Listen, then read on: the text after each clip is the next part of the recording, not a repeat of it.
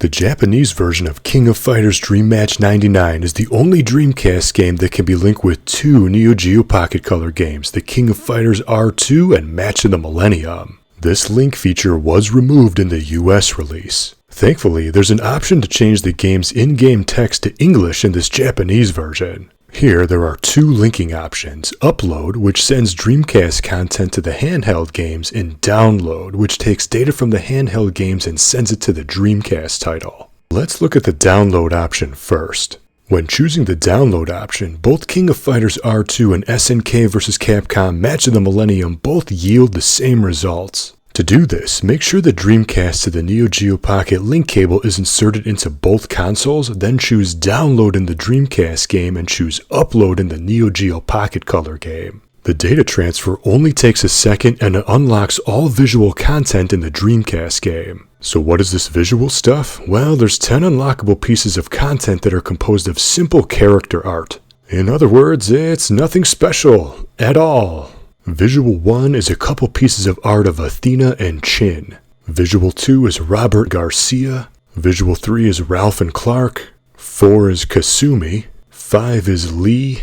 Then visuals 6 through 10 are each titled New Challenger, and it has art of newer KoF characters. This art gallery is obtainable without linking to the Neogeo Pocket games, but it'll take hours to grind. This way, everything gets unlocked instantly, but I hardly would call this a reward. You might browse through each picture once out of curiosity for a second and then never care to view again. So like I said, this download feature isn't anything worthwhile. Okay, so the upload option provides a better reward, but not by much. And each game yields a different benefit. When upload is selected in the Dreamcast game, and then if the KoF link download option is selected in Match of the Millennium's menu, the player adds a few hundred verse points into Match of the Millennium. Which isn't worth the hassle because earning 200 to 300 verse points only takes a few minutes at most playing the minigames in the Olympic mode. And if you're already holding the maximum 9,999 verse points, you get nothing since you can't store more than this amount.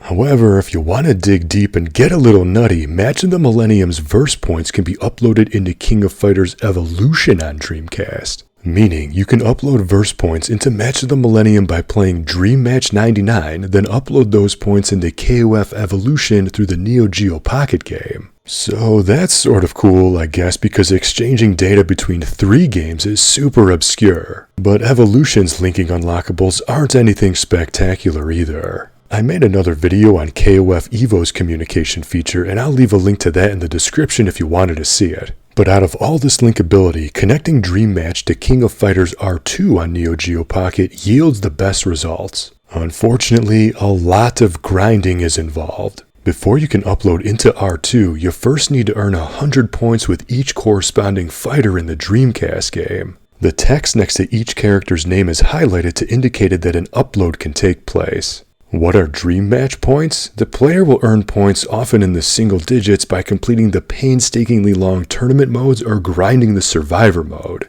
Depending on performance, the Survivor mode generates a few more points faster, but you'll still need to play for a few hours if you focus on one particular character. And I gotta say, Dream Match 99 isn't the best fighting game. It has a large character roster, which is cool, but the game is D-pad only. The analog stick does nothing. Gameplay is slow and pretty much impossible to pull off more than a 2-hit combo. And the lack of an in-game move list means that there's no direction on how to play. There are no extra modes, minigames, or fancy options. The menu screen is super boring, and all these extras are found specifically in the Neogeo Pocket link menu. So if you don't have a Neogeo Pocket and a system link cable, you might never click on this menu to find these worthless extras. Plus, the final boss is the cheapest boss in the history of fighting games. If he isn't taking you out from a distance with his flying orb ball, he does this uncounterable flying swoop kick as soon as you get in close. Even on the easiest difficulty, he's impossible to beat, which is why I recommend grinding the lame Survivor mode. I bring this up because it takes so much work and patience to unlock the upload option into KoF R2.